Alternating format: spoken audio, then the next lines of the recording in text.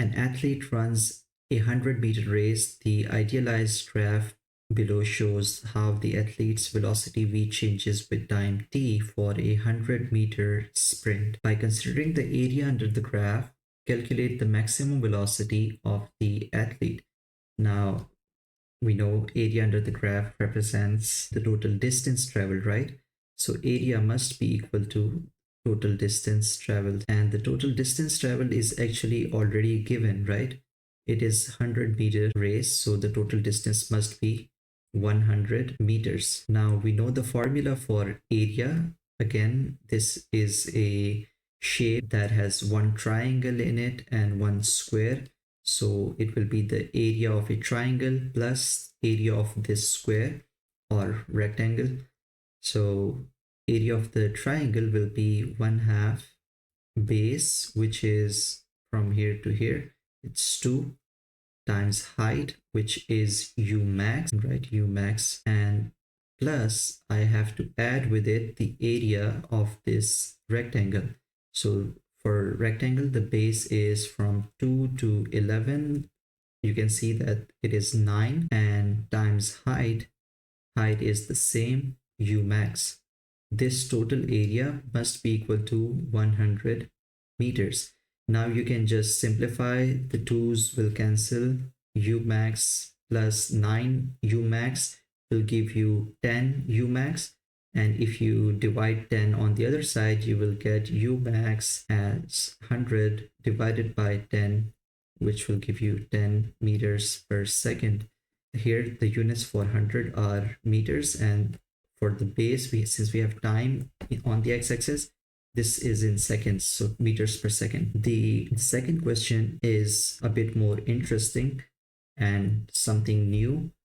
Using the axis below, sketch a graph showing how the acceleration of this athlete changes with time during this race.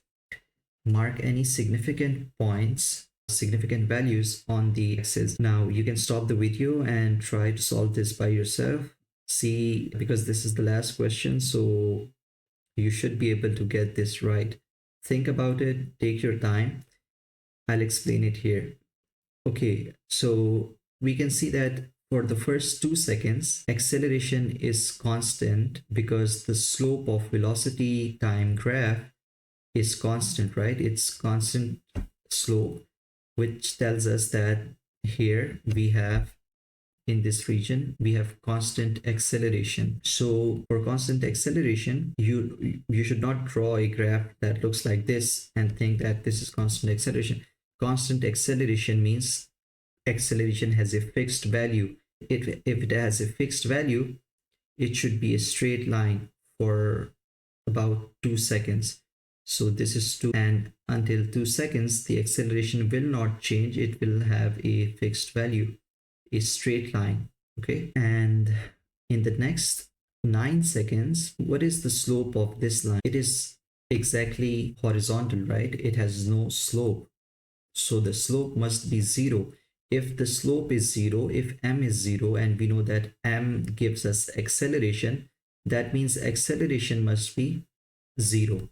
So after 2 seconds, for the next 9 seconds, the acceleration becomes 0, right? Now, how can you represent a sudden change? Remember, I said when something changes suddenly, you represent it by a dotted line, right? So you can draw a dotted line here like this, and then continue the rest of the graph from this point to this point. So this is how the graph will look like. Now, another thing, since if you look at the question, you have given the answer on 3 different concepts. First, you have given your answer by understanding that constant slope means a straight line, right? So this is one point.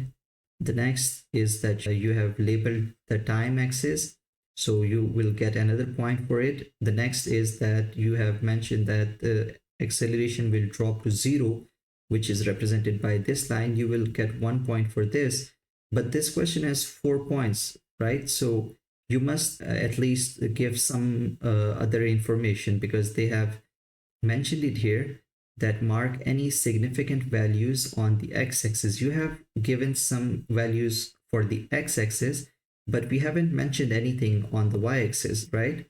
So can we figure out something for the y-axis? We can actually. We can write the maximum velocity divided by time. So Vmax divided by time will actually give us the acceleration, right, for the first 2 seconds.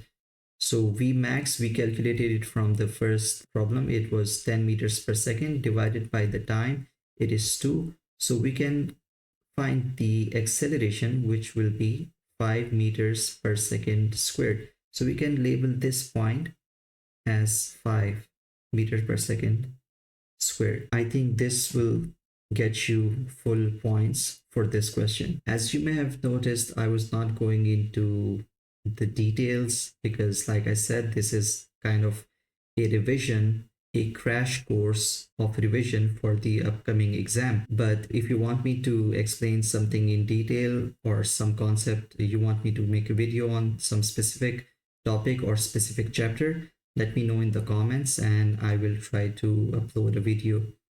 So happy learning and best of luck for your exams.